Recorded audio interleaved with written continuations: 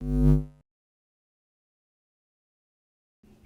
this is Glenn West with LSU Country. I guess just kind of talk about what you guys are facing this week with Auburn, and they're obviously they have two quarterbacks you guys are going to have to prepare for as a defensive line. Just uh, really the run game has been a huge part of this offense in their first couple of weeks. Just what are the conversations you guys are having as a defensive line about how to slow down the running attack? I mean, going into the game, we know they're a big, heavy run team. We know they have a tough quarterback, so the run game is definitely something we're gonna have to stop.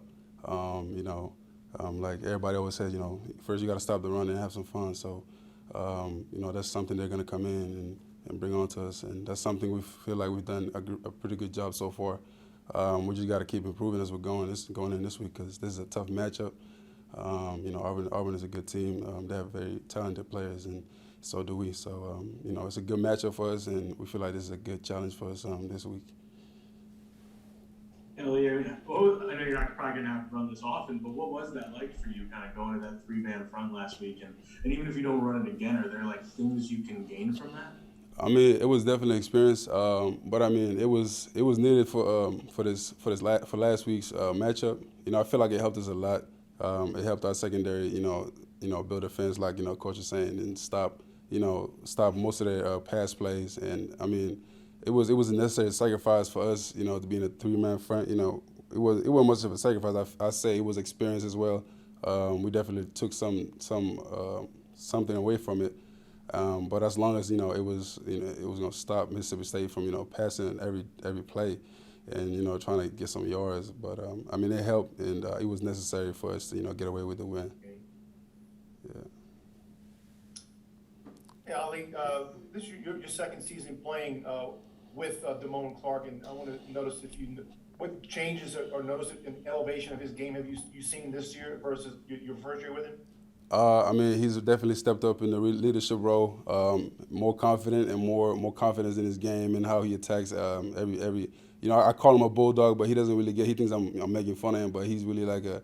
He's aggressive. He wants to attack. He wants everything. Like he wants to make every play, and that's the competitive spirit that I like in him, and I really appreciate and I admire him. I admire that about him because it kind of rubs up off me, and I kind of take some things away from him to try to put in my mental in every game I play. So I definitely appreciate having him as a teammate because he's definitely one of those players on the team that you want to have. One of those players you want to have on your team and kind of lead the defense in a way that you want it to go.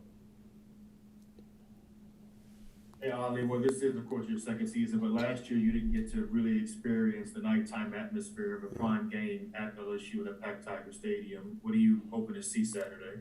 I mean, I know this is gonna be a big game, so I'm hoping to see a full Tiger Stadium. 100,000. It'll be my first. Everybody been saying it's gonna be my first. Packed Tiger Stadium, and I'm excited for it because I feel like the fans bring a lot to us.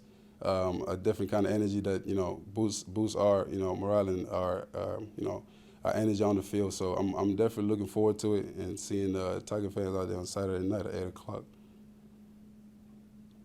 Yeah, like Wilson Alexander from the Advocate. Just and maybe you probably wouldn't have seen him much because he's behind you, but with Stingley out, Doug McClellan had to step up, and he might have to say that for however long Stingley's out. And Yeah. just what do you kind of see from his game stepping into start for the first time this year?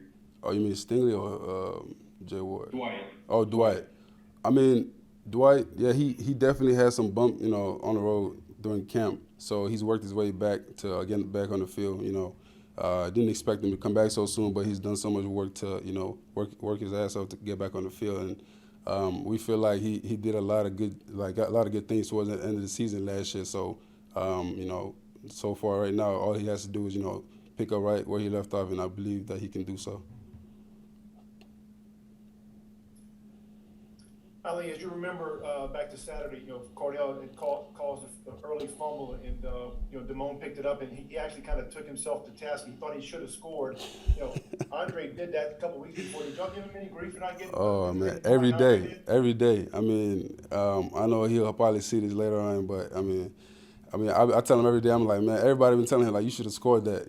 Dre scored, and he had the opportunity to score, and I'm telling him like if I get the opportunity, I don't care. Like if I'm tired, my legs are about to fall off, I'm gonna run. I'm gonna run and take it to the house. So, I mean, he misses opportunities. So if I get the same opportunity, I'm gonna feel like a running back and just take it to the house or something. But I mean, he did a good job on that, but he should have, I think he should have scored. But I won't let it go. I'm gonna keep getting on him about it. But yeah, I mean, that was a great play though he made. Can't knock it off. Got to give him some credit for that. So he picked it off.